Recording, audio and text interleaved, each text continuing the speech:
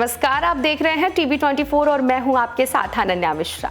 Supreme court ने तलाकशुदा मुस्लिम महिलाओं के हित में बीते दिन एक अहम फैसला सुनाया है।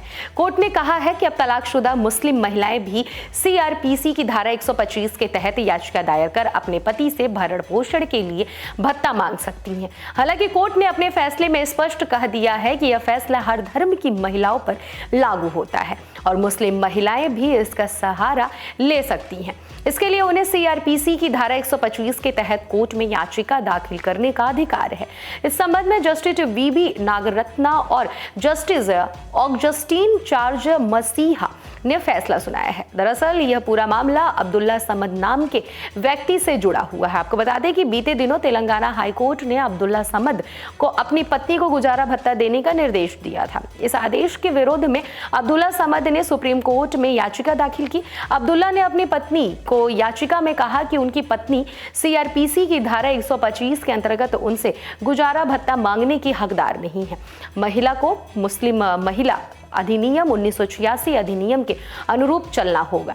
ऐसे में कोर्ट के सामने सबसे बड़ा सवाल यह था कि वो किसे प्राथमिकता दे, मुस्लिम महिला अधिनियम सीआरपीसी की धारा 125 को। लेकिन आखिर में कोर्ट ने मुस्लिम महिला के पक्ष में ही फैसला सुनाया। सीआरपीसी की धारा 125 में पति अपनी पत्नी, बच्चों और माता पिता को गुजारा भत्ता तभी देता है जब उनके पास आजीविका का कोई साधन नहीं होता है।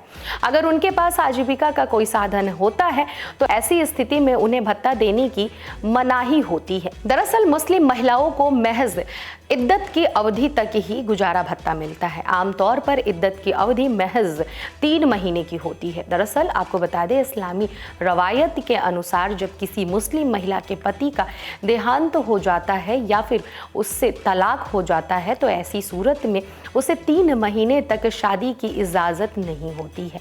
इस दौरान इन 3 महीनों तक उसे पति द्वारा गुजारा भत्ता दिया जाता है, लेकिन इसके बाद उसे यह भत्ता नहीं दिया जाता है। लेकिन अब इस पूरे मामले में सुप्रीम कोर्ट ने हस्तक्षेप कर मुस्लिम महिलाओं के लिए गुजारा भत्ता का मार्ग प्रशस्त किया है। सुप्रीम कोर्ट ने फैसले में मुस्लिम महिलाओं के गुजारा भत्ता प्राप्त करने के कानूनी अधिकार को स्पष्ट करते हुए कहा कि अगर तलाकशुदा मुस्लिम महिला जिसने विशेष विवाह अधिनियम के तहत शादी की है, इसी अधिनियम में तलाक लिया है, तो उस महिला को विशेष विवाह अधिनियम में प्राप्त उपचारों के अलावा सीआरपीसी की धारा 125 में भी गुजारा भत्ता प्राप्त करने का अधिकार है।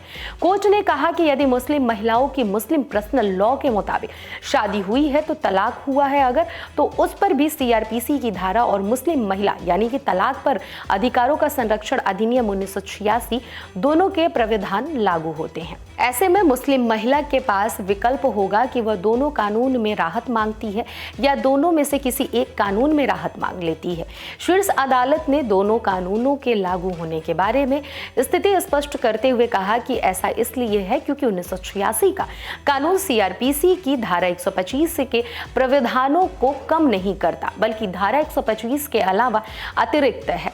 फैसले में कहा गया है कि अगर कोई मुस्लिम महिला धारा 125 के अलावा 1986 के कानून में अर्जी देती है तो कोई भी आदेश देते समय सीआरपीसी की धारा 127(3)(b) के प्रावधानों पर भी विचार किया जाएगा। कोर्ट ने कहा कि मुस्लिम महिला अगर 1986 के कानून के तहत अर्जी देती है तो उस अर्जी को उसी कानून के मुताबिक निपटाया जाएगा और गैर कानूनी 3 तलाक पीड़िता मुस्लिम महिला के बारे में गुजारा भत्ता की व्यवस्था देते हुए सुप्रीम कोर्ट ने आगे ये भी कहा कि ऐसी महिला को मुस्लिम महिला यानी कि जो विवाह अधिकार संरक्षण यानी कि अधिनियम 2019 की धारा 5 के तहत गुजारा भत्ता पाने का अधिकार है या फिर वह मुस्लिम महिला सीआरपीसी की धारा 125 के तहत भी गुजारा भत्ता की मांग कर सकती है। कोर्ट ने कहा कि अगर गुजारा भत्ता की अर्जी लंबित रहने के दौरान ही महिला को 3 तलाक दे दिया गया है तो वह सीआरपीसी की धारा 125 में राहत मांग सकती है या फिर अधिनियम 2019 के तहत राहत मांग सकती है। शीर्ष अदालत ने 2019 के कानून और धारा 125 के प्रावधानों को भी स्पष्ट किया है और कहा है कि 2019 का कानून सीआरपीसी की धारा 125 में उपलब्ध राहत के अलावा है। वह कानून धारा 125 के प्रावधानों को कम नहीं करता। न्यायमूर्ति नागरत्ना ने अलग से दिए फैसले में महिलाओं को विशेषकर गृहिणियों की आर्थिक और आवासीय सुरक्षा सुनिश्चित करने और उन्हें सशक्त बनाने पर जोर दिया है। जस्टिस नागरत्ना के फैसले में कहा गया है कि भारतीय महिलाओं की आर्थिक और आवासीय सुरक्षा बढ़ती है और संरक्षित होनी चाहिए। ये वास्तव में उन महिलाओं को सशक्त करेगा जिन्हें गृहिणी कहा जाता है और जो भारतीय परिवार की रीढ़ और परिवार भारतीय समाज की मूल इकाई है। उन्होंने महिलाओं की आर्थिक और आवासीय सुरक्षा के संबंध में भी भारतीय पुरुषों के लिए फैसला भी सुनाया है। इस खबर में बस इतना ही। देखते रहिए TV24।